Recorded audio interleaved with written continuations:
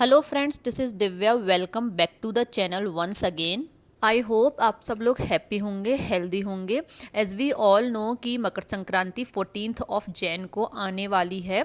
तो मकर संक्रांति पर घी और तिल की चीज़ें बनाई जाती हैं और इवन दान भी करी जाती हैं। तो बस आज की वीडियो उसी से रिलेटेड है। तो सबसे पहले मैं बना रही हूँ तिल मावा के लड्डू। तो थोड़े दिन पहले मैंने गाजर का हलवा बनाया था, उसमें मैंने मावा डाला था, तो उसी में से थोड़ा मावा बच गया है। तो उसी मावे से मैं बनाऊंगी तिल मावा के लड्डू। तो यहाँ मैंने लिए हैं 1 कप सफ़ेद तिल, जिनको कि मैं मीडियम फ्लेम पर लगातार चलाते हुए भून लूँगी। तो आपको इनको जब तक भूनना है जब तक कि इनका हल्का सा कलर चेंज नहीं हो जाता और ये हल्के से आपको पॉपअप लगेंगे। तो तिल तो यहाँ पर भुनकर तैयार हो गए हैं, इनका हल्का सा कलर चेंज हो गया है। अब इस भुने हुए तिल को मैं हल्का ठंडा कर कर मिक्सी में दरदरा सा पीस लूँगी। बिल्कुल फाइन पाउडर नहीं बनाऊंगी, दरदरा ही पीसूँगी। वही सेम कढ़ाई दोबारा ले ली है, उसमें डाल दिया है 1 कप खोआ यानी कि मावा।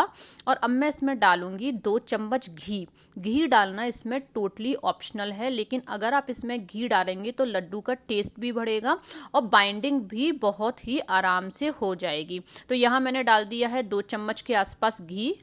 अब इस मावा को भी मीडियम फ्लेम पर लगातार चलाते हुए भून लेंगे। मावा एक जैसा हो जाना चाहिए, लेकिन नीचे से जलना नहीं चाहिए। मावा भी भुनकर यहाँ पे तैयार हो गया है। गैस को कर दिया है मैंने बंद। अब इस मावा को मैं एक अलग बोल में ट्रांसफ़र कर दूंगी। मावा को एक अलग बोल में ट्रांसफ़र कर दिया है और इसमें डाल दिया है कोर्सली पिसा हुआ तिल। और ये जो तिल हमने डाला है ये गरम गरम मावा में ही डाला है। मावा को ठंडा नहीं होने दिया है, मावा को आपको ठंडा नहीं करना है। थोड़ा सा मैं इसमें डाल दे रही हूँ कटे हुए काजू, आप चाहें तो बादाम पिस्ता भी डाल सकते हैं। और थोड़ा सा ही मैं डाल दे रही हूँ इलायची powder. And the last ingredient is 1 cup चीनी। तो 1 कप ही आपको तिल लेना है, 1 कप ही आपको लेना है मावा और 1 कप ही आपको लेनी है पिसी हुई चीनी। सभी चीज़ों को हाथों से अच्छे से मिक्स कर देंगे, सब चीज़ें एक जैसी हो जानी चाहिए। अब बस मैं बना लेती हूँ लड्डू। और बस आपको एक ही बात का ध्यान रखना है, आपको मावा को ठंडा नहीं होने देना है। गरम गरम में ही आपको सारा काम करना है, क्योंकि अगर मावा ठंडा हो जाएगा तो लड्डू अच्छे से बंध नहीं पाएंगे। तो देखिए यहाँ पे एक लड्डू मेरा बनके हो गया है तैयार। तो इतने मिक्स में मेरे 20 लड्डू बनके तैयार हो गए थे। और साइज मैंने लड्डू का थोड़ा छोटा रखा है। लुक एट द लड्डू, कितना अच्छा लग रहा है। मकर संक्रांति के लिए यहाँ पर 20 लड्डू बनके तैयार हो गए हैं। इनका आराम से लड्डू गोपाल जी का 15-20 दिन भोग लगाया जा सकता है, ये बिल्कुल ख़राब नहीं होंगे। मकर संक्रांति पर घी दान करने का और घी से बनी चीज़ों का भी बहुत महत्व होता है। तो अब हम बनाएंगे घी। आज जो मैं घी बना रही हूँ वो बना रही हूँ बटर से। तो यहाँ मैंने किर्कलैंड का लिया है अनसॉल्टेड बटर। आप ज़रूरी नहीं है कि किर्कलैंड का ही लो, आप किसी और ब्रांड का भी बटर ले सकते हैं। जैसे इंडियन स्टोर पर आपको स्वाद का मिल जाएगा, बस ध्यान रखना है बटर आपका अनसॉल्टेड होना चाहिए।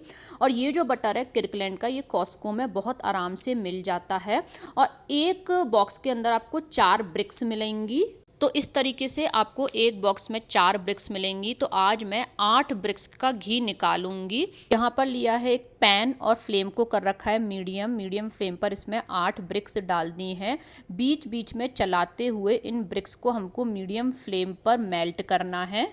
ब्रिक्स के मेल्ट होने के बाद फ्लेम को थोड़ा सा लो कर देना है और लो फ्लेम पर आपको इस घी को बीच बीच में चलाते हुए पकाना है। और जब तक पकाना है जब तक कि ये जो आपको ऊपर झाग जैसा दिख रहा है ना, वाइट वाइट, ये इसमें 90% ख़त्म नहीं हो जाता है।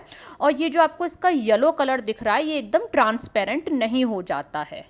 अभी हम लो फ्लेम पर इस घी को और पकाएंगे, क्योंकि अभी इसमें ऊपर थोड़ा झाग भी है और जो घी है वो प्रॉपर ट्रांसपेरेंट अभी नहीं हुआ है। थोड़ा तो चेंज हुआ है कलर, लेकिन प्रॉपर अभी नहीं हुआ है। तो थोड़ी देर हम और पकाएंगे लो फ्लेम पर। तो यहाँ पर अनसॉल्टेड बटर से घी बनके भी तैयार हो गया है। आप एक बार इस घी को अपने घर पर ज़रूर ट्राई करना। इसकी खुशबू भी बहुत अच्छी आती है और एक सेटिस्फेक्शन भी रहता है कि हम घर का बना हुआ घी यूज़ कर रहे हैं। यहाँ मेरे घर के बने हुए घी के 2 कंटेनर कांच के तैयार हो गए हैं। और ये जो आपको स्ट्रेनर में वाइट इस तरीके का दिख रहा है ना, इसको आप आटा लगाने में यूज़ कर सकते हैं।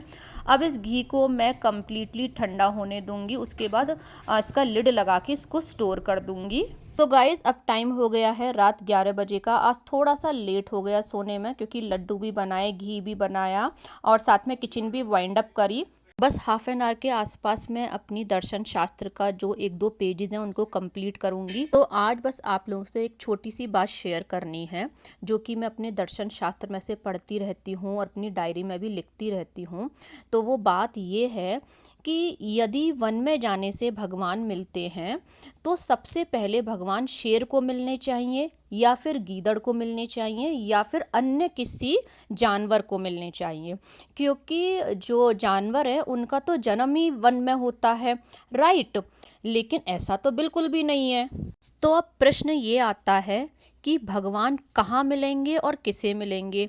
क्योंकि अगर भगवान को वन में ही मिलना होता तो फिर वो जानवरों को सबसे पहले मिलते। तो इसके ऊपर मैं आपसे सबसे पहले एक लाइन शेयर करूँगी, एक पंक्ति शेयर करूँगी, जो कि है, मन के मारे बन गए बन तज बस्ती महा।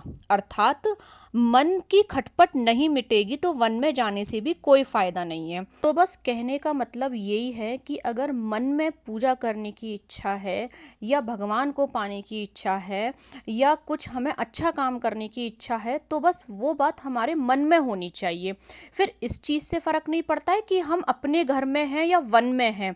क्योंकि कईयों बार वन में रहकर भी हमारा मन चारों तरफ सोचने लग जाता है, और कईयों बार ऐसा होता है कि घर में बहुत लोग होते हैं लेकिन हमारा मन एकाग्र हो जाता है। तो बस हमें अपने मन को एकाग्र करना है, और वो हम घर में रहकर भी कर सकते हैं।